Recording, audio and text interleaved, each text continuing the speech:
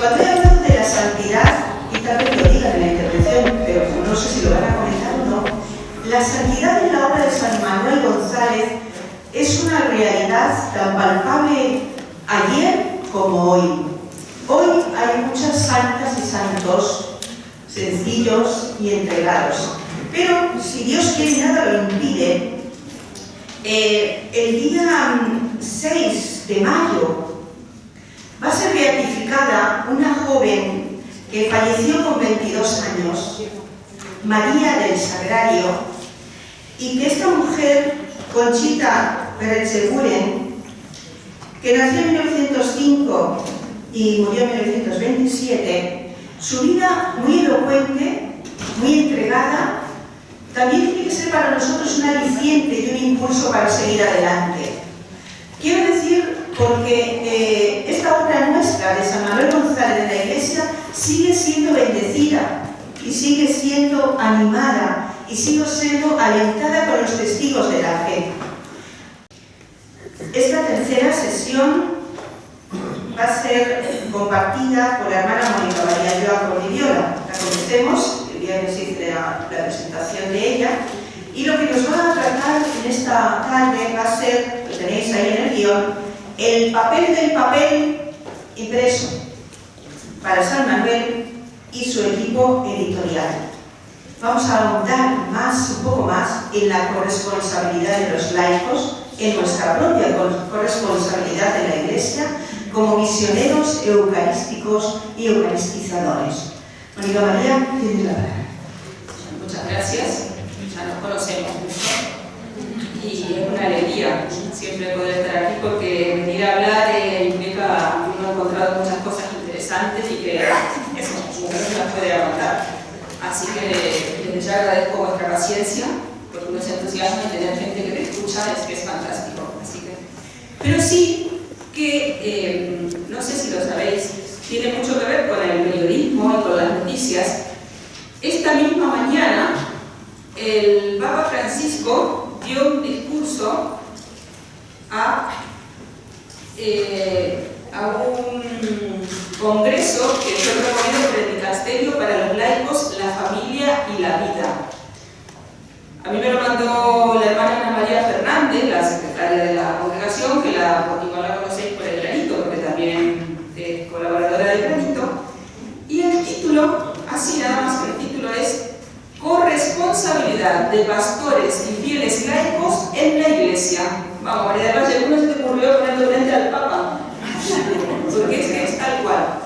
Entonces, son unas 3 páginas en un párrafo, y espero no aburrirlos, pero es que me parece de justicia y de calidad hacia nosotros y hacia vosotros empezar con esta, se llaman en Inglaterra, en Estados Unidos, las breaking news, cuando es una noticia así que de repente se sale el rojo urgente, que generalmente son malas noticias. Pues yo creo que es de justicia comenzar con una breaking news hoy y leyéndoos el discurso, que por cierto todavía está en italiano, con lo cual le pedí a la hermana Ana María Fernández a las 4 de la tarde, digo, Ana María, te doy hasta las 6 para que me lo traduzcas. Dice, bueno, no sé si podría, digo, bueno, no lo hagas también, porque es exacta, hasta con las comas, y la correctora también del Granito. Así que, si alguna vez mira esto, si alguien la conoce y la lee, le agradece, porque estará perfectísimo, mejor que la versión que saldrá, la versión oficial del Vaticano. Así que, bueno, espero no aburrirlos, tomadlo como un regalo, pensar que el Papa, no soy el Papa, pero estas mismas palabras en italiano las ha dicho el Papa hace escasas horas. Como dije, el título es Corresponsabilidad de pastores y fieles laicos en la Iglesia. Queridos hermanos y hermanas, buenos días y bienvenidos. Doy gracias al Cardenal Farrell y os saludo a todos vosotros, los responsables de las comisiones episcopales para el laicado, con los dirigentes de asociaciones y movimientos eclesiales, a los oficiales del dicasterio y a todos los presentes. Habéis venido de vuestros países para reflexionar sobre la corresponsabilidad de los pastores y los fieles laicos en la Iglesia. El título del Congreso habla de una llamada a caminar juntos, situando el tema en el contexto más amplio de la sinodalidad. En efecto, el camino que Dios está indicando a la Iglesia es precisamente el de vivir más intensamente y de modo más concreto la comunión y el caminar juntos. Les invito a superar las formas de actuar autónomas o en paralelo, que nunca se encuentran. El clero separado de los laicos, los consagrados separados del clero y de los fieles, la fe intelectual de algunas élites separadas de la fe popular, la curia romana separada de las iglesias particulares, los obispos separados de los sacerdotes, los jóvenes separados de los ancianos, los cónyuges y las familias poco implicados en la vida de la comunidad, los movimientos carismáticos separados de las parroquias, etc. Me cuesta no poner acotaciones, así que id apuntando lo que os llame la atención, porque esto da para mucho. Esta es la tentación más grave en este momento. Todavía queda un largo camino por recorrer para que la Iglesia viva como un cuerpo, un verdadero pueblo, unido por la única fe en Cristo Salvador, animado por el mismo Espíritu Santificador y orientado a la misma misión de anunciar el amor misericordioso de Dios Padre. Este último aspecto es decisivo, un pueblo unido en la misión, y esta es la intuición que debemos custodiar siempre. La Iglesia es el fiel pueblo santo de Dios, tal como lo afirma la Lumen Gentium en los números 8 y 12. No es populismo ni elitismo, es el fiel pueblo santo de Dios. Esto no se aprende teóricamente, se comprende viviéndolo. Luego se explica en la medida de lo posible, pero si no lo vives no sabrás explicarlo.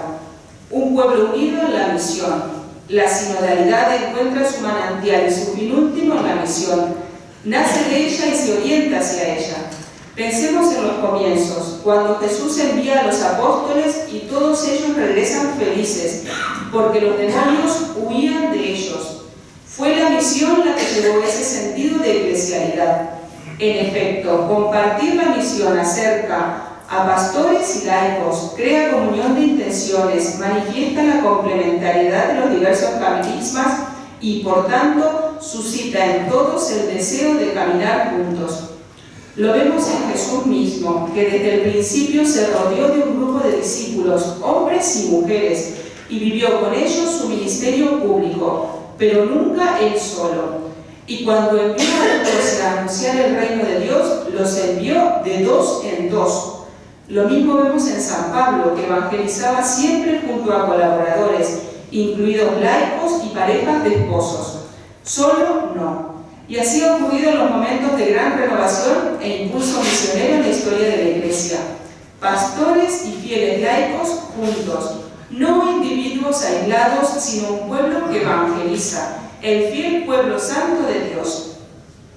Sé que también habéis hablado de la formación de los laicos, indispensable para vivir la corresponsabilidad. También sobre este punto quisiera subrayar que la formación debe estar orientada a la misión, no solo a las teorías. De lo contrario, culmina en las ideologías. Y es terrible, es una plaga. La ideología en la Iglesia es una plaga. Para evitar esto, la formación debe estar orientada a la misión. No tiene que ser escolar, limitada a ideas teóricas, sino también práctica. Nace de la escucha del querigma, se alimenta de la palabra de Dios y de los sacramentos, nos ayuda a crecer en el discernimiento personal y comunitario, nos implica inmediatamente en el apostolado y en diversas formas de testimonio, a veces sencillas, que llevan a estar cercanos de los demás. El apostolado de los laicos es, ante todo, testimonio. Testimonio de la propia experiencia, de la propia historia, testimonio de la oración, testimonio del servicio a los necesitados, testimonio de cercanía a los pobres, cercanía a las personas solas, testimonio de acogida, especialmente por parte de las familias. Y así nos formamos para la misión, yendo hacia los demás. Es una formación sobre el campo y a la vez un camino eficaz de crecimiento espiritual. Desde el principio he dicho que, de su exhortación Evangelii Gaudium, he dicho que sueño con una iglesia misionera. Y me viene a la mente una imagen del Apocalipsis, cuando Jesús dice: estoy a la puerta y llamo. Si alguien me abre la puerta, vendré a él y cenaré con él. Pero hoy el drama de la iglesia es que Jesús continúa llamando a la puerta, pero desde dentro, para que lo dejemos salir. Muchas veces acabamos siendo una iglesia prisionera que no deja salir al Señor, que lo mantiene como algo propio, mientras que el Señor vino para la misión y quiere que seamos misioneros. Este horizonte es la clave de lectura adecuada para el tema de la corresponsabilidad de los laicos en la Iglesia. En efecto, la exigencia de valorar a los laicos no depende de cualquier novedad teológica, ni tampoco de necesidades funcionales por la disminución de los sacerdotes. Mucho menos nace de reivindicaciones de categoría para conceder una venganza a quienes han sido marginados en el pasado. Más bien se fundamenta en una correcta visión de la Iglesia como pueblo de Dios, del cual los laicos forman parte de pleno derecho junto con los ministros ordenados. Por tanto, los ministros ordenados no son los amos, son los servidores, los pastores, no los amos. Se trata de recuperar una eclesiología integral, como en los primeros siglos, en la que todos se unifican en la pertenencia a Cristo y a la comunión sobrenatural con Él y con los hermanos, superando una visión sociológica que distingue clases y rangos sociales y que al final se basa en el poder asignado a cada categoría. El acento ha de ponerse en la unidad y no en la separación, en la distinción. El laico, más que como no clérigo o no religioso, debe ser considerado como bautizado, como miembro del pueblo santo de Dios, que es el sacramento que abre a todas las puertas. En el Nuevo Testamento no aparece la palabra laicos, pero se habla de creyentes, de discípulos, de hermanos, de los santos, términos que se aplican a todos, fieles laicos y ministros ordenados, el pueblo de Dios en camino. En este único pueblo de Dios, que es la Iglesia, el elemento fundamental es la pertenencia a Cristo. En los conmovedores relatos de las actas de los mártires de los primeros siglos, encontramos a menudo una simple profesión de fe. Soy cristiano, decían, y por eso no puedo sacrificar a los ídolos. Así lo dicen, por ejemplo, Policarpo, obispo de Esmirna, lo dicen Justino y otros compañeros suyos, laicos. Estos mártires no dicen soy obispo o soy laico, entre comillas, o entre paréntesis, dice el Papa. Soy de la Acción Católica, soy de la Congregación Mariana, soy de los Focolares. No, solo dicen soy cristiano. También hoy, en un mundo cada vez más secularizado, lo que verdaderamente nos distingue como pueblo de Dios es la fe en Cristo, no el estado de vida considerado en sí mismo. Somos bautizados, cristianos, discípulos de Jesús. Todo lo demás es secundario. Pero, Padre, ¿también un sacerdote? Sí, es secundario. ¿Incluso un obispo? Sí, es secundario. ¿Incluso un cardenal? Es secundario. Estoy leyendo textual. Nuestra común pertenencia a Cristo nos hace a todos hermanos. El Concilio Vaticano II afirma: los laicos, del mismo modo que por la benevolencia divina tienen como hermano a Cristo, también tienen por hermanos a los que, constituidos en el sagrado ministerio, apacientan a la familia de Dios. Es de Lumen Gentium 32. Hermanos con Cristo y hermanos con los sacerdotes, hermanos con todos. Y en esta misión unitaria de la Iglesia, donde somos ante todo cristianos bautizados, los laicos viven en el mundo y al mismo tiempo forman parte del pueblo fiel de Dios. El documento de Puebla usa una expresión acertada para expresar esto. Los laicos son hombres y mujeres de Iglesia en el corazón del mundo y hombres y mujeres del mundo en el corazón de la Iglesia. Es verdad que los laicos están llamados a vivir su misión principalmente en las realidades seculares en las que están inmersos cada día, pero esto no excluye que tengan también las capacidades, los carismas y las competencias para contribuir a la vida de la Iglesia, en la animación litúrgica, en la catequesis, en la formación, en las estructuras de gobierno, en la administración de los bienes, en la programación y puesta en práctica de los programas pastorales, etc. Por lo tanto, los pastores deben ser formados desde el seminario en la colaboración cotidiana y ordinaria con los laicos, de modo que la vivencia de la comunión se convierta para ellos en un modo de actuar y no en algo extraordinario y ocasional. Una de las peores cosas que le puede pasar a un pastor es olvidarse del pueblo del que viene, la falta de memoria. A él se le puede dirigir esa palabra tan repetida de la Biblia: acuérdate, acuérdate de dónde saliste, del rebaño que fuiste tomado, para volver a servirlo, acuérdate de tus raíces. Esta corresponsabilidad vivida entre los laicos y los pastores permitirá superar dicotomías, los miedos y las desconfianzas mutuas. Es hora de que pastores y laicos caminen juntos en todos los ámbitos de la vida de la Iglesia, en todas las partes del mundo. Los fieles laicos no son huéspedes en la Iglesia, están en su casa, por lo tanto están llamados a cuidar su propia casa. Los laicos, y sobre todo las mujeres, deben ser más valorados por sus capacidades y sus dones humanos y espirituales para la vida de las parroquias y de las diócesis. Pueden llevar el anuncio del Evangelio con su lenguaje cotidiano, comprometiéndose en diversas formas de predicación. Pueden colaborar con los sacerdotes para formar a niños y jóvenes, para ayudar a los novios en la preparación para el matrimonio y acompañar a los esposos en la vida conyugal y familiar. Siempre se les debe consultar cuando se organizan nuevas iniciativas pastorales a todos los niveles, local, nacional y universal. Se les debe dar voz en los consejos pastorales de las iglesias particulares. Deben estar presentes en las oficinas de las diócesis. Pueden ayudar en el acompañamiento espiritual de otros laicos y también colaborar en la formación de los seminaristas y de los religiosos. Una vez escuché esta pregunta: Padre, ¿un laico puede ser director espiritual? Es un carisma laical. Puede ser un sacerdote, pero el carisma no es presbiteral. El acompañamiento espiritual, si el Señor te da la capacidad espiritual para hacerlo, es un carisma laical. Y junto con los pastores deben dar testimonio cristiano en los ambientes seculares, el mundo del trabajo, de la cultura, de la política, del arte, de la comunicación social. Podríamos decir, laicos y pastores juntos en la Iglesia, laicos y pastores juntos en el mundo.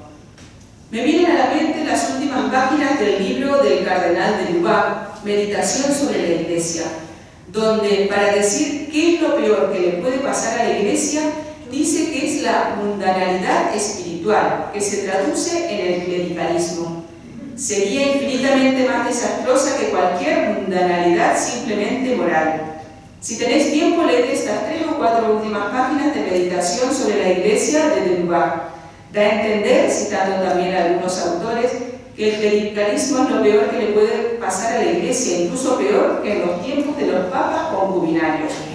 El clericalismo debe ser expulsado. Un sacerdote o un obispo que cae en esta actitud hace mucho daño a la Iglesia, pero es una enfermedad contagiosa. Peor que un sacerdote o un obispo que ha caído en el clericalismo son los laicos clericalizados. Por favor, son una plaga en la Iglesia. El laico es un laico. Queridos, con estas pocas pinceladas he querido señalar un ideal, una inspiración que puede ayudarnos en el camino. Quisiera que todos tuviéramos en el corazón y en la mente esta hermosa visión de la Iglesia, una Iglesia en camino a la misión, donde las fuerzas se unen y se caminan juntos para evangelizar. Una Iglesia en la que lo que nos une es nuestro ser cristianos bautizados, nuestra pertenencia a Jesús. Una Iglesia donde se viva la verdadera fraternidad entre laicos y pastores, trabajando codo con codo cada día en todos los ámbitos de la pastoral, porque todos son bautizados. Os exhorto a promover en vuestras iglesias lo que habéis recibido en estos días, para continuar juntos la renovación de la Iglesia y su conversión misionera. Os bendigo de corazón a todos vosotros y a vuestros seres queridos, y os pido por favor que recéis por mí. Gracias. Fin. Mudos todos, así me quedé yo cuando lo leí. Realmente. Bueno, después María del Valle tendrá contacto de todos, así que os lo haremos llegar, porque, bueno, eso, si me costaba trabajo no poner inciso, sino que quería ser fiel a las palabras del Papa, porque él es, como decía Aurora, él conoce la realidad de toda la Iglesia, y al final uno conoce un poquito, una parcelita, la parroquia, mi familia, ni siquiera mi congregación, mi comunidad. Entonces creo que da para meditarlo mucho, para que cada uno se aplique el cuento, o la partecita del cuento que le toque. Acá en algunos momentos se nota que habla a obispos, por ejemplo, o a ellos se dirige, o a los sacerdotes. Entonces me pareció de justicia y de caridad daros la exclusiva. Muy bien. Y ahora sí, en casa de Rey, con cuchillo de palo, se me ha roto todos los cables y proyectores. Así que, bueno, no era indispensable lo que iba a ver, pero acá ya está mirando todo el rato. Más complicado porque a veces quiere que uno, a veces pone y dice, ay, qué lindo ese color, esa fotito, pero bueno, esta vez os toca todo el rato conmigo. Pero bueno, no era nada, era un poco el esquema, sí que había una imagen, pero bueno, no hacía la cuestión. Bueno, sí, lo tenéis en el esquema y en el programa. El título de esta intervención es El papel del papel, impreso para San Manuel y su equipo editorial. No es mi intención, me he dado cuenta que ayer empecé hablando igual que hoy. Ayer dije, no voy a hablar de, por hoy voy a empezar igual, no voy a hablar de San Manuel como escritor, que ya se podría hablar, ¿no? Porque ha escrito decenas de libros, cientos de artículos. De hecho, no resistí la tentación de ver cuántos granitos, revistas de granito de arena se editaron en vida de San Manuel, que en todas tenía uno o más artículos. Se editaron 771 números, o sea que si en cada uno hay uno, pues ya hay 770 artículos, pero hay más. Ya no me puse a calcular, podríamos haberlo visto ahora, porque tenemos hecho un Excel de miles y miles y cientos de miles de celdas donde podríamos haber visto cuánto había, no está en la cuenta, pero bueno, pero es que no es eso de lo que queremos hablar. Y también miles de cartas, de hecho, Aurora citó algunas, es nuestro hijo predilecto de Aurora Emilio y demás gente. Este es el tomo cuarto de la obra completa de San Manuel, de sus cartas. Aquí hay 1838 cartas y subiendo, porque ya tenemos un archivo Word para la próxima edición de las cartas, porque fue editarlo y surgir una y surgir otra, así que ya tenemos por más de 1840. Ya no, los que la habéis comprado no os preocupéis, que cuando hagamos una nueva edición haremos una separata con las nuevas cartas para que no tengan que comprarse un poco nuevo, así que lo podéis comprar sin miedo. ¿De qué voy a hablar entonces? Pues yo quiero hablar de en un momento que se dio, qué parcelita tan pequeña. Habló esta mañana Paco de la acción social de San Manuel, con muchísimos ejemplos. Yo voy a hablar de una parcelita muy pequeña que es el tema de la prensa, que se refiere a la prensa, el periodismo, la difusión, comunicación, el papel que él le daba, que San Manuel le daba a esta prensa. Y no es algo que esté traído de los pelos, porque tenéis derecho a pensar, claro, como este es periodista, tenía que justificar su presencia aquí, entonces nada le da más de periodismo. Pues no. Así como San Manuel tiene cartilla del catequista cabal, que os sonará, me imagino, bueno, os tiene que sonar a todos los que estuvisteis el año pasado aquí, si es lo que hablamos. Podríamos decir que San Manuel tiene otro libro, no con ese nombre, que se llamaría Cartilla de la Acción Social del Párroco y los Laicos, que sería lo que puede un cura hoy. Porque ahí va desgranando todas las obras sociales que hizo. Él no lo hace con la intención de contar. Hemos hecho escuelas, hemos creado un círculo de obreros, hemos hecho una granja, tenemos una banda, 2 bandas, 3 bandas de música de niños. No es esa la misión del libro, sino que él quiere animar a los sacerdotes iba a decir a trabajar, no, él quiere animar a descubrir cuál es su razón de ser sacerdotes. Los quiere acercar al sagrario y les dice que ahí encontrarán la fuerza para sacar adelante su parroquia. Y que después lo que surja, lo que consigan hacer, pues estará bien, sea mucho, sea poco, sea grande, sea pequeño. Esa podría ser lo que puede ocurrir hoy realmente una cartilla, o lo diríamos cartilla de la corresponsabilidad de los laicos con sus pastores. Y dentro de todo eso que va nombrando, deja varios párrafos, que ya los iré comentando, relacionados con la prensa. Cuando él habla de periódicos, de hojitas, de todo lo que tiene que ver con el mundo de la comunicación de masas, más o menos grandes. Él habla mucho de prensa, de periódico. También yo quiero incidir en hablar de cómo ve San Manuel la necesidad de trabajar como iglesia también en este campo de la prensa, de la comunicación. No como francotiradores, no como llaneros solitarios, no como un perdido por ahí, sino que la Iglesia, o nosotros como miembros de la Iglesia, tenemos una misión en ese campo. Y aquí no voy a soportar no adelantarme. Podéis decir, bueno, los periódicos, yo que tengo que ver con un periódico, sí, pero yo hoy con las redes sociales, hoy con los estados de WhatsApp, ¿Quién no tiene una misión respecto a la comunicación? Como decía el Papa, que tiene que ver con la formación. Ya llegaremos. Y también sí que quiero incidir en el tema de San Manuel González, que es un poco el título de nuestro encuentro, como impulsor de la corresponsabilidad de los laicos en este campo, de la prensa, del periodismo. Muy bien, ¿por qué? Porque sobre todo la prensa, sin lugar a dudas, es un ámbito de evangelización laical. A ver, el granito de arena donde está nuestra congregación, pero hay muchísimos periódicos no católicos y católicos orientados todos por laicos, en donde no hay ningún sacerdote, ningún religioso, ninguna religiosa, son laicos. Entonces, realmente la prensa es. De hecho, fijaos, si yo digo pensar en el primer periódico que se os venga a la mente, por tirada, al país, el mundo, el ABC, estamos hablando todos de iniciativas o de empresas 100% laicales, más allá de que uno diga este es más de tendencia católica, este es más de izquierda, este es más de derecha. Es un ámbito propiamente católico.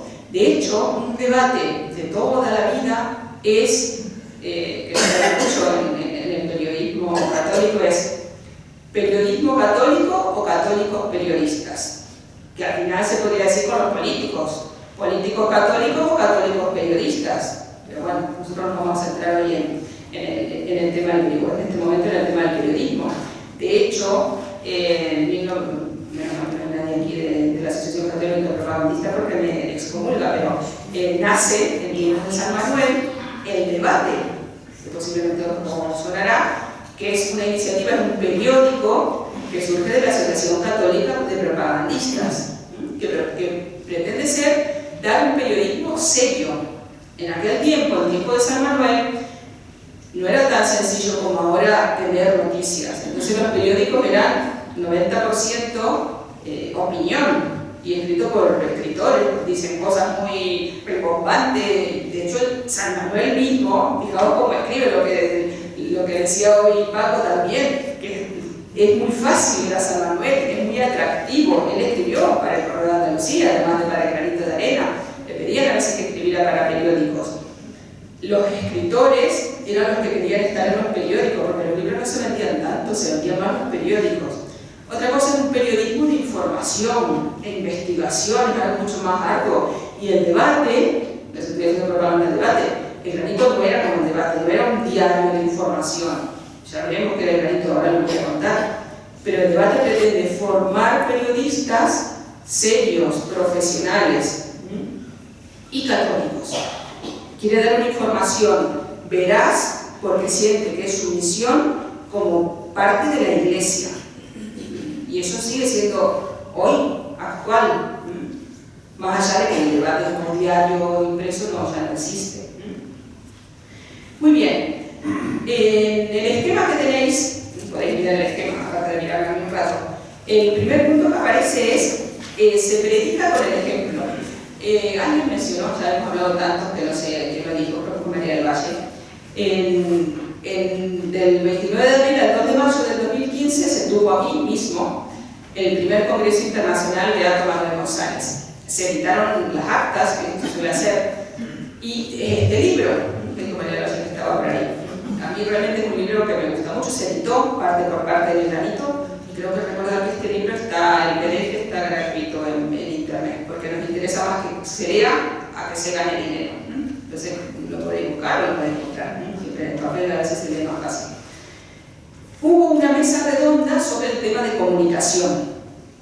Y bueno, estuvo el doctor, el profesor Cantavella, que yo le tengo un particular aprecio porque fue mi profesor cuando yo estudié periodismo. Y a mí me gustó muchísimo su intervención, porque no me la acordaba, ¿no? Pero leyéndola ahora, hizo una lectura de San Manuel como propulsor de la prensa desde un ámbito externo a la familia eucarística. Entonces, que era porque, bueno, uno lo quiere ver, San Manuel fantástico, es santo, no sé qué, y parece que todo cambió. Desde afuera lo miró y dijo, ¿por qué es tan importante la labor de San Manuel como periodista o como creador del Granito de Arena? Y os voy a leer un par de parrafitos, así dice: San Manuel adquiere la certeza de que el apostolado de la pluma puede tener notables beneficios para un pastor, y don Manuel aprovecha las cualidades de que se haya dotado para ofrecer cobertura y amplitud a las labores del día a día. Se nota que cada columna de su revista está escrita desde el corazón, con el propósito de aprovechar todas las oportunidades de comunicar noticias y reflexiones, con un afán pastoral muy cercano a las gentes.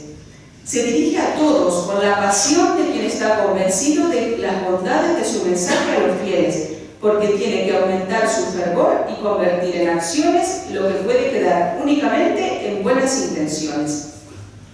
Prosigo un poco más adelante. Una frase para terminar, que me pareció muy... Dice: el preparar libros, folletos y revistas se manifiesta muy productivo para los bienes que persigue, para los fines, que persigue San Manuel. ¿Por qué digo esto? O sea, el granito de arena, a ver, una encuesta, a ver, acá para jugar, como si estuviéramos jugando a la ruleta o al bingo, a ver, vamos a ver quién acierta, porque no lo sabéis de memoria, los que lo saben no pueden jugar. ¿Quién funda primero San Manuel? Bueno, vamos por partes. San Manuel es hecho a San de Huelva en un año X, y funda el granito de arena en otro año X. ¿Quién cree que funda el granito de arena antes de ser párroco? ¿Quién cree que el granito de arena se funda antes de que San Manuel sea párroco? Gracias, Ramón, por participar, pero no. Todos los demás, pero no están acertados. De hecho, bueno, se me voy a adelantar, él en el número 1 del granito empieza a decir: has de saber, lector amigo, que hay en esta ciudad un puñado de católicos, ni torpes ni dormidos, que hace algún tiempo han tomado en serio empeño en restaurar todas las cosas de Huelva en Cristo. Y dice: a dar cuenta a los católicos de otras partes de lo que con aquel fin sus hermanos de este rincón de España hacen, decir a los hermanos de acá lo que hacen sus hermanos de allá, y de esta suerte establecer inteligencias y fomentar estímulos entre unos y otros, y con todo esto dar el mayor buen ejemplo posible para mayor gloria de Dios. He aquí a lo que viene el granito de arena al campo de la acción social católica. Él es nombrado párroco, no fue párroco, él es nombrado sacerdote de Huelva en 1905. El granito de arena nace el 8 de noviembre de 1907. O sea que vamos. Gracias por participar, yo me consuelo. Ahora bien, otra pregunta. Ahora ya he dado pistas. Los que tenéis buena memoria, o sea, yo perdería. ¿Qué funda antes? ¿El granito de arena o la unidad de la familia eucarística, las Marías de los Sagrarios? A ver, ¿quién cree que el granito de arena se funda antes que las Marías de los Sagrarios? ¿Quién dice que primero se funda el granito de arena y en otro momento más después? Muy bien, gracias por participar. Esta vez habéis ganado. Sí, porque las Marías de los Sagrarios surgen en 1910. De hecho, ¿qué día de 1910? 4 de marzo. Muy bien, esa pregunta es para despertar nomás, no para otra cosa, no lo sabéis. El 4 de marzo de 1910, y el granito siguiente, el granito de esa época, el granito nace mensual, y en el número 2 ya empieza a decir: no, lo voy a hacer quincenal, porque tengo demasiado para contar. Era quincenal, entonces el 4 de marzo nace. En el granito de arena del 20 de marzo de 1910, él cuenta cómo fue esta experiencia, que os sonará, cuando él va y le dice a las mujeres que habían ido a su retiro: hoy os pido una limosna de cariño para el más pobre de todos los pobres. Jesucristo abandonaba el sagrario, ¿no? Todo eso que, de hecho, está en 2. Eso es lo que él narra, está en 2 granitos. Nosotros seguramente lo hemos leído en Ante todo yo, ¿no? Que era pura sí, ¿para dónde está? No, me dice, de paso soy misericordioso, como el Señor. Ahí está, en 2 números él lo publica. ¿Y por qué? Porque el granito surge, acá no me he querido traer un original porque tienen tantos años, no decía, como boletín mensual, órgano de la Junta de Acción Católica de Huelva y de las de su arciprestazgo, con licencia eclesiástica. Con el tiempo va a ir cambiando ese nombre. De hecho, a día de hoy, el granito de arena lo llamamos Revista de Acción Eucarística, y sobre todo después de que San Manuel es nombrado obispo, de que él se va a Málaga, claro, ahí hay una dicotomía, porque era todo de Huelva, y me lo nombra el obispo de Málaga. Entonces, él dice, esto ya va para más grande. Él dice que ya no va a ocuparse de los asuntos de Huelva, excepto de las escuelas, que va a seguir. Y de hecho, en el granito, siempre a principio de año, los niños de las escuelas le mandan poemas, ¿cómo se llaman los poemas? Escritos por ellos, aparte escritos en andaluz, que son muy graciosos. Y todos los granitos, del primer granito de cada año, desde el 16 hasta, yo no sé si hasta el 31, algo que investigar, hasta el 31, que ocurre lo que ocurre con la Cámara de Palacio y eso, es prácticamente un monotemático, con los poemas de los niños felicitándole a él, porque él hace Manuel su día es el 1 de enero, su santo. Entonces le escribe felicitándole y le dice: Don Manuel, usted es más dulce que el sol. Así, bueno, el estilo es realmente muy cómico, da mucho cariño y a la vez hace reír mucho. Entonces, cuando ya está en Málaga, allá por el año 17, creo recordar el año 16, a principios del 16, entra a Málaga, es cuando empieza a hacer la revista El Granito de Arena, órgano de difusión de la obra de las Marías y de los discípulos de San Juan, más o menos, no sé si era el nombre exacto, pero bueno. Entonces esa es un poco la cronología. ¿Cómo nace el granito? Porque acá yo me voy a apoyar en un texto, una investigación de Aurora. Los investigadores, yo soy una fanática de decir que el conocimiento crece cuando se comparte. Es cierto, porque si yo no digo lo que he investigado, otro va a ir y va a buscar lo mismo. Cuando él quiere hacer una tesis, lo primero que se mira es que no haya otra tesis sobre el mismo tema, es crecer el conocimiento. Pues Aurora siempre anda investigando, y como todos recibiréis el granito, sabréis, lo que voy a decir, ya lo sabréis, porque nos lo contó Aurora en el Granito de Arena de diciembre de 2019. Resulta que en el boletín oficial del Arzobispado de Sevilla, vuelvo a decir, ya lo dije ayer, pero por si alguien no estaba, Huelva hasta el 53 era parte de la diócesis de Sevilla. Ahora ya es una diócesis aparte, pero entonces, de hecho, San Manuel va a Huelva, pero nace en Sevilla, es ordenado en Sevilla y es sevillano. Va a Huelva porque era parte de la diócesis. Y en el boletín oficial del Arzobispado de Sevilla del 27 de julio de 1907, los boletines oficiales fundamentalmente no eran para, bueno, no llegan a la gente, pero sí a los sacerdotes, ¿no?, de cada obispado. Hay una sección que se empezaría, que es hablar del Papa. Con el granito la seguimos teniendo. Lo que pasa es que hay tanto que habla del Papa que tenemos que seleccionar, pero bueno, en esta sección aparece una noticia que quizá para muchos hubiera pasado, bueno, era una más, un texto del Papa, en latín posiblemente estaba escrito, quiero recordar, bueno, en español. Da lo mismo porque San Manuel manejaba muy bien el latín. Pero bueno, hay un breve, está transcrito un documento breve, muy largo, del Papa, que por entonces era Pío X, y que se lo dirige al arzobispo de Quebec, Luis Nasser Vigan. No se debe pronunciar así, María Elena me podría corregir, pero bueno, de Quebec está en un apellido francés, que, bueno, por entonces era el obispo, pero que después fue hecho cardenal, ¿no? Este obispo era un prelado muy preocupado por el tema de la migración desde el campo a las ciudades y en general por la acción de la Iglesia ante los temas sociales. Entonces le pide permiso al Papa para editar un periódico que fuera como un altavoz de la acción católica. De hecho, el Papa Pío X había una encíclica que se llama Il Fermo Proposito, que en ella deja ver una y otra vez su gran empeño en promocionar entre los fieles laicos el conocimiento de la doctrina de la Iglesia en relación con los grandes problemas sociales. Y esto sí me hubiera gustado que lo vierais pero bueno, os voy a contar.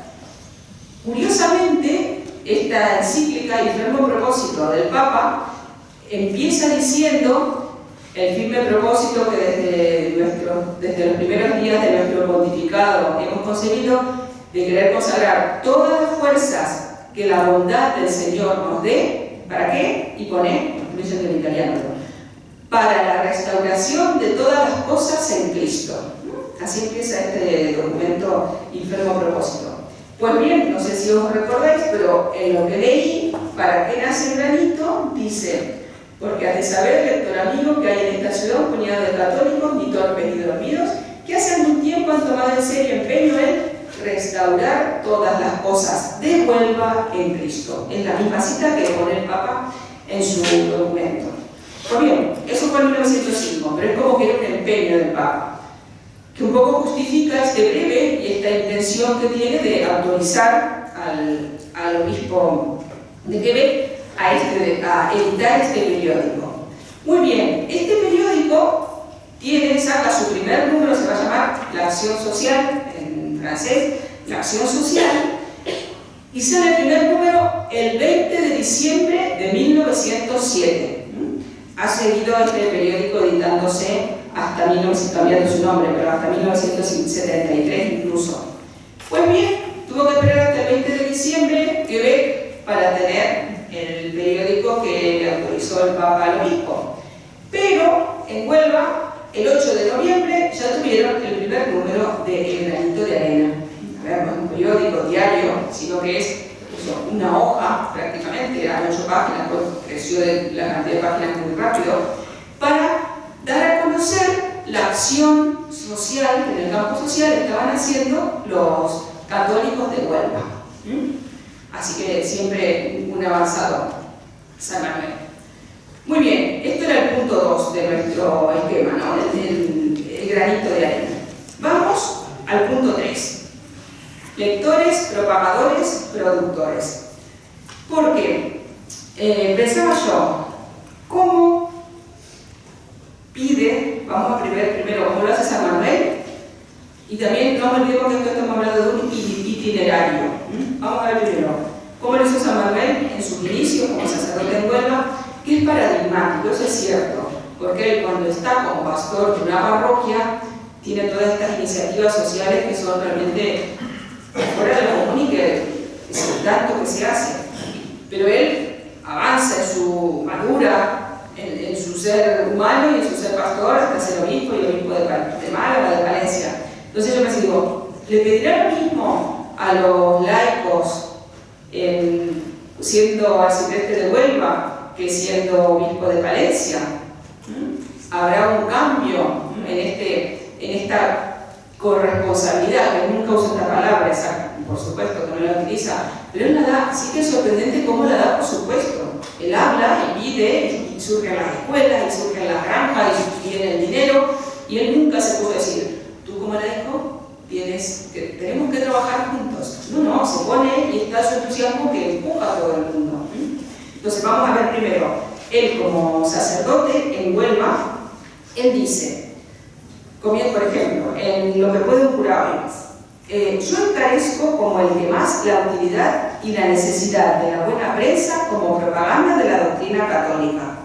Más aún, dice, nos hallamos en un siglo eminentemente papelista. Y, de hecho, esto os confieso que os lo voy a leer porque sois personas serias y formadas, porque lo he pensado mucho. Veréis ahora lo que propone. Él dice, de hecho estoy en el punto 3A, ¿no? Una de las formas de colaborar, de ser corresponsables, es el tema de la colaboración literaria, escribiendo. Él dice dos cosas, por un lado la hoja parroquial y después el látigo de papel. La hoja parroquial, al final el granito surge como una hoja parroquial. Él dice que cualquier párroco, que es muy importante, que cualquier párroco la pueda hacer. Él dice, a ver, que los párrocos no tenemos por qué ser periodistas ni literatos. O sea, hay gente, hay laicos que lo pueden hacer, pero poner el evangelio del domingo, pensar que en aquel tiempo se leía todo en latín, entonces poner un comentario del evangelio, dar noticias, eso sí que lo podemos hacer todo. Dice, bueno, si no sabes escribir, copia de otro sitio un comentario. De hecho, en el boletín de Málaga se empiezan a publicar un momento como homilías para decir en los domingos, o para dar pistas a los sacerdotes, para que si alguno dice, ay, que no sé qué decir, pues mira, tu obispo, tu diócesis es la que te ayuda con ello. Entonces dice, por un lado, la hoja parroquial, y después habla de el látigo de papel. Y dice, bueno, antes dice, nos hallamos en un siglo eminentemente papelista. El que a estas alturas desconozca o niegue el poder del papel y de la letra de Monde, bien ganado tiene el billete gratuito de ida y vuelta al país de las Batuecas o de Bavia. En otros siglos, el poder ha sido de la espada, de la elocuencia, de la diplomacia, del dinero. Hoy, ninguno de esos poderes llega a tener influencia social eficaz si no cuenta con la protección, el bombo y el visto bueno del papel. Es súper interesante esto que dice, ¿eh?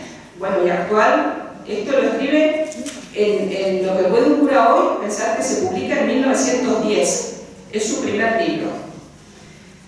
Dice, la parroquia necesita también hoy del auxilio del papel, no en el sentido de que sin el bombo y el aura popular que da el papel la parroquia no puede vivir, sino en el de que el papel le sirve para hacer cosas que sin él o no hará o las hará con gran dificultad. Muy bien, hablando de parroquial. Ahora bien, ¿qué es el látigo de papel? Voy a leer tal cual lo que lo pone. Este también está en algún curado, ¿bien? A continuación.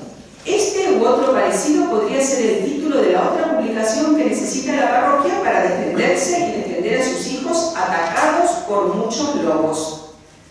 No hay que escandalizarse ni que echarse a reír como si se tratase de un imposible. Desde que nuestro Señor Jesucristo se dignó hacer por sí mismo un látigo para arrojar a los mercaderes profanadores del templo, el látigo es en la Iglesia una institución digna de respeto, institución de la que no pocas veces han usado los sumos pontífices, los obispos y los párrocos en contra de los mercaderes de todos los tiempos, profanadores protervos de las cosas divinas y santas. Y, como según decíamos antes, vivimos en la edad del papel, en la que se hacen pedestales de papel, aureolas y glorias de papel, casacas de papel y hasta guerras de papel. ¿Por qué no ha de haber látigos de papel?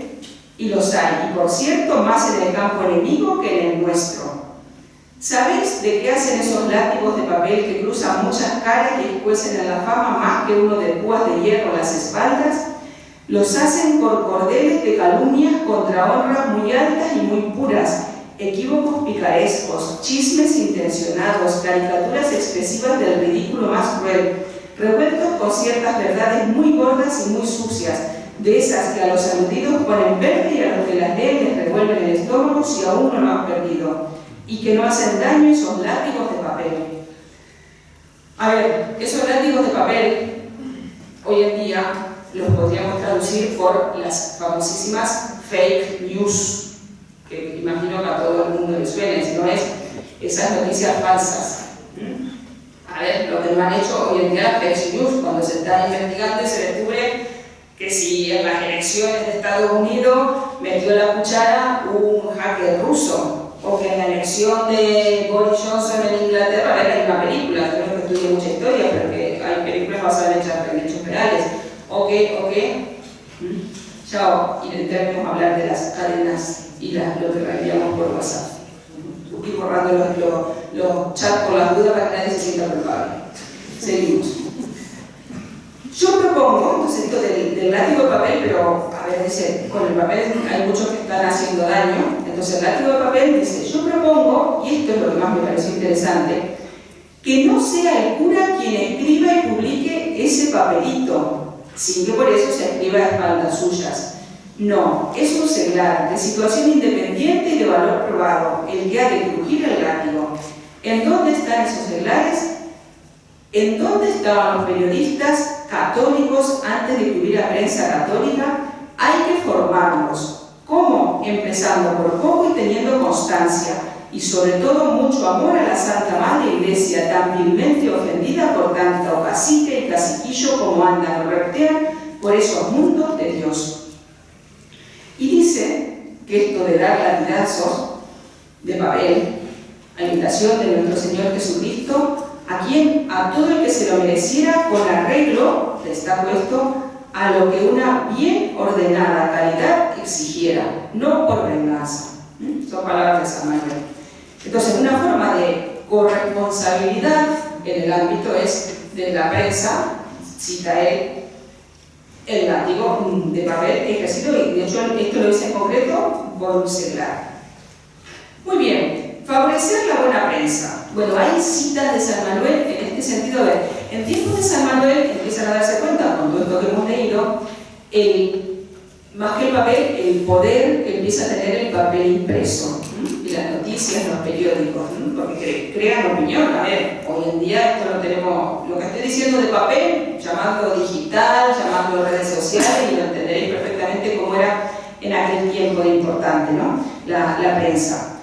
Y hay muchísimos ejemplos de cómo favorecer la buena prensa. Por ejemplo, en Aunque Todo ya dice, lo habla de las Marías, que son seglares, son laicas, se empeñan en quitar periódicos malos y sustituirlos por suscripciones a los buenos, que a veces ellas pagan o ayudan a pagar.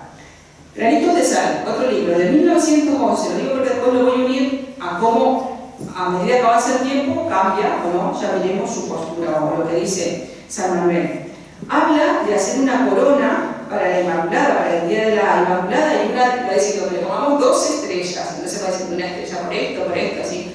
Y pues dice que 3 estrellas sean restar 3 suscripciones a periódicos malos o buscando 3 a periódicos buenos.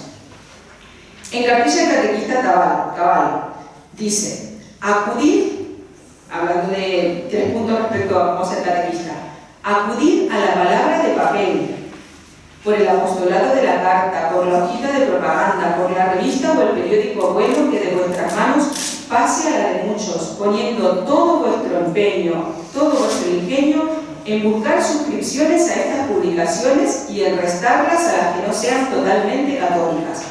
A ver, acá alguien puede caer erróneamente la idea de que va a hacer propaganda del granito de arena.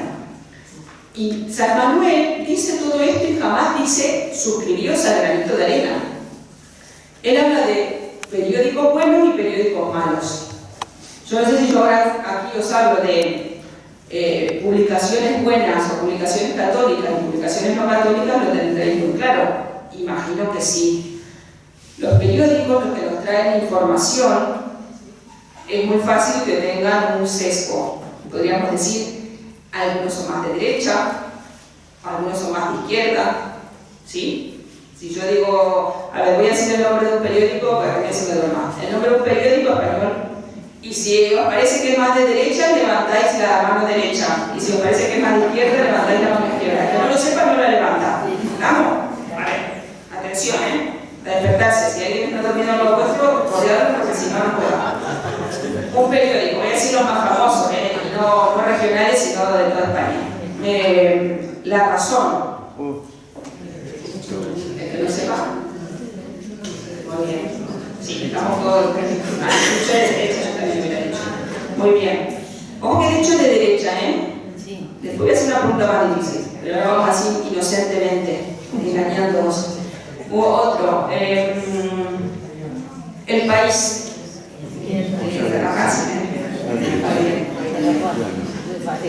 A ver, ahora, bueno, uno que ya no existe, por si a alguno le suena. Público. Sigue existiendo la versión digital de Público. Uno que no, bueno, no, sí, no van a quedar el mismo nombre. ABC. Y me queda uno. El Mundo.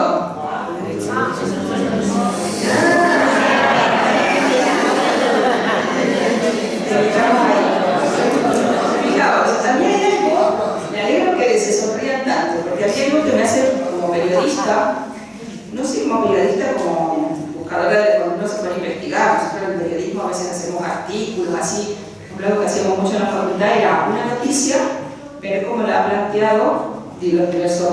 Hay muchísimos artículos, noticias, incluso el Mundial, o cuando la muerte de Benedicto, por ejemplo, así, buscábamos todas las portadas y veíamos qué eco, ¿no?, tenía. Y ahí ves mucho. Hay un tema aquí, es que un periódico, o bueno, espero que vosotros también, yo me siento en todo mi derecho de que un periódico me informe, no que me lave el cerebro. Y a veces cuando tenemos tan claro lo de las manos, el codito, el problema es que podemos estar pagando encima para dejarnos lavar el cerebro. Y en las dos, ojo, en los dos sentidos. Y es a veces muy difícil darse cuenta cuando algo nos lo están informando, es decir, dando una información, o algo nos están dando una opinión. Todo el mundo tiene derecho a opinar, pero a mí hay algo que me pone mala, y es que me disfracen información de opinión. Si hay algo que debería distinguir yo siempre he estado mucho en el tema del diseño del periódico. Siempre he ido por ese lado. Y una de las máximas es: tienes que encontrar una manera en el diseño de dejar claro al lector de que está delante de un artículo informativo, es decir, una información pura y dura, o un artículo opinativo, una columna. Y cuando adentro de una información me metes una opinión, y si encima no me lo dejas claro que es tu opinión, ojo, adiós. Cuidado. Y lo digo en los dos sentidos. Y bueno, lo iba a dejar para después, pero yo siempre con los tiempos soy un poco, hago lo que puedo y siempre me va mal. Porque en ese momento me arrepiento de haber hecho un artículo al respecto. Pero a ver cuántos sabéis. Os digo una palabra y levanta la mano el que le suena, o sabe quién es. Voy a decir un apellido.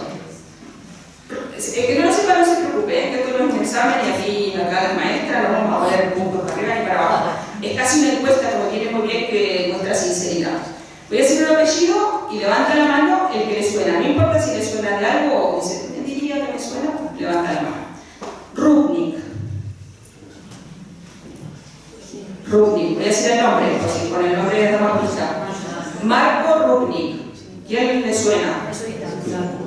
Muy bien, alguien dijo jesuita. Muy bien. Ahora va a venir María del Valle y es ella la que os regaña todo. Marco Rupnik es un jesuita, artista, que tiene por cientos de iglesias de todo el mundo, hay mosaicos, y de hecho, estoy pensando si en la carpeta hay algún motivo para no entiendo.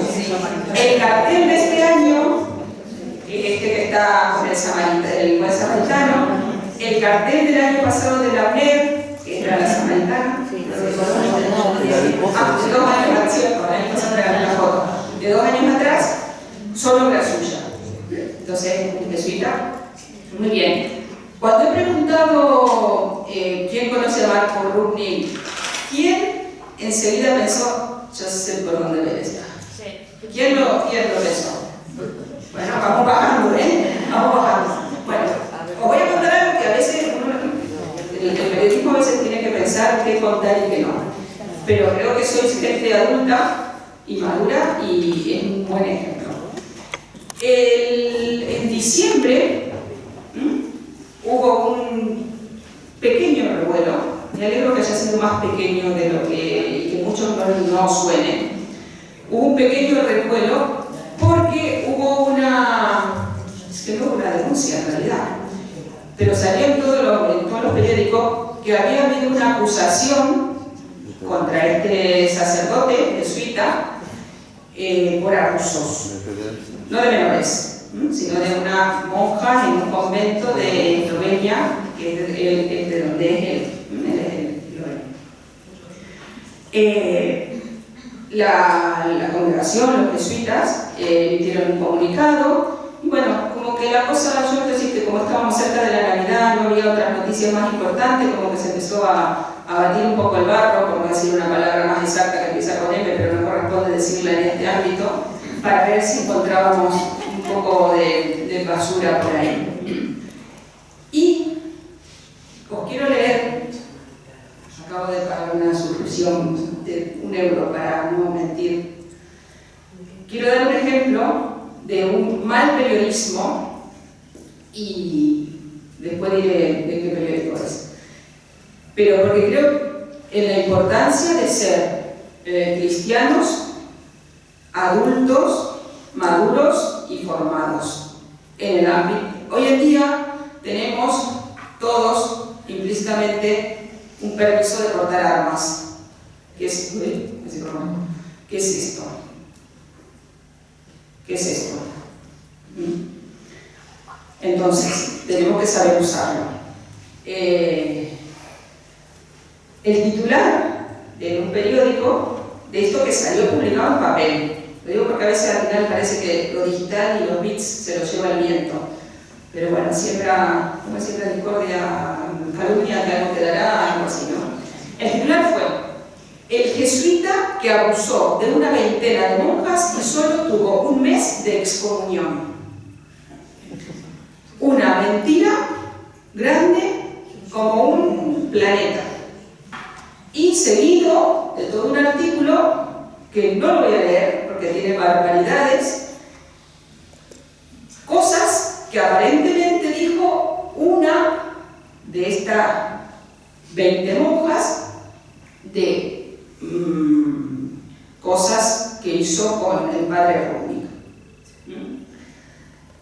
Lo investigué mucho porque es que ¿de dónde puede sacar semejante cantidad de aberraciones? Digo, si se los inventa, pues no se lo inventaba, pero el periodista que hace esta noticia cita un periódico digital que es como que fuera el público o quién es el país nuestro. Cita a un testimonio de una mujer que ellos en este periódico digital pues, abrieron un buzón para que mandaran testimonios contra él y los publicaron. Entonces una mujer escribió: con el padre Rubnik me hizo esto, me dijo esto y esto. Y él va, lo coge ahí de este periódico, sin decir que es de ahí, tuve que googlearlo entre comillas para ver dónde le salió, y tranquilamente dice: el padre Rubnik le hizo tal cosa y tal otra a esta monja. A ver, eso ni siquiera es mezclar opinión con información, es dar una información falsa. A ver, dime, una de las religiosas afirma que, y en este caso yo pondría, he sacado esta información de este blog. Entonces,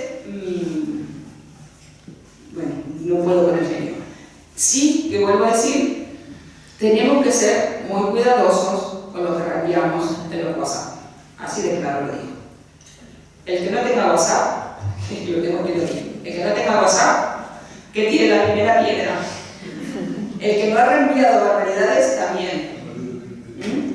Tengamos cuidado con eso.